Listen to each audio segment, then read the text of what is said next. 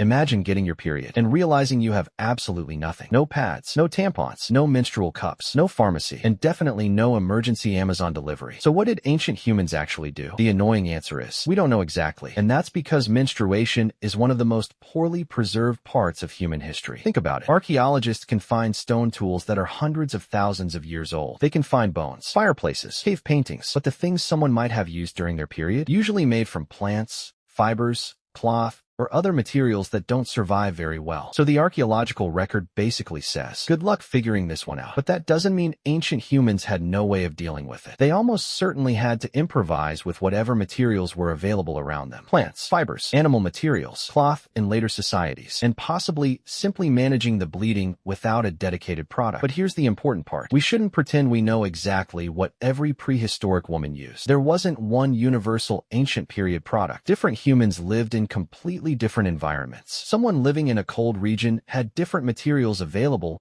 than someone living in a tropical forest. Someone living thousands of years later in an agricultural society had completely different resources from a hunter-gatherer. So the solution probably depended heavily on where you live and what your culture considered normal. And then things get really interesting, because menstruation wasn't always treated as just a biological inconvenience. In some societies, periods became connected with ideas about purity, impurity, religion, and social rules. Some cultures created special spaces where menstruating women could stay. Others treated menstruation much more casually, and sometimes it could even be associated with rest or a special period of separation. Archaeologists have found possible evidence of menstrual seclusion in certain historical and archaeological contexts. But even here, scientists have to be careful. A shelter used by women doesn't automatically mean, congratulations, we found the world's first period room. Archaeology doesn't work like that. We have to look at multiple clues and consider alternative explanations. And then there's ancient Egypt. This is where our evidence becomes much better. Ancient Egyptian medical papyri contain detailed information about women's health and reproductive issues. Some ancient Egyptian medical texts survive because papyrus can preserve surprisingly well in dry conditions. So unlike prehistoric hunter-gatherers, Egyptians actually left us written medical information. And that's a huge deal, because suddenly, instead of guessing what people thought about women's bodies, we can actually read some of their medical knowledge.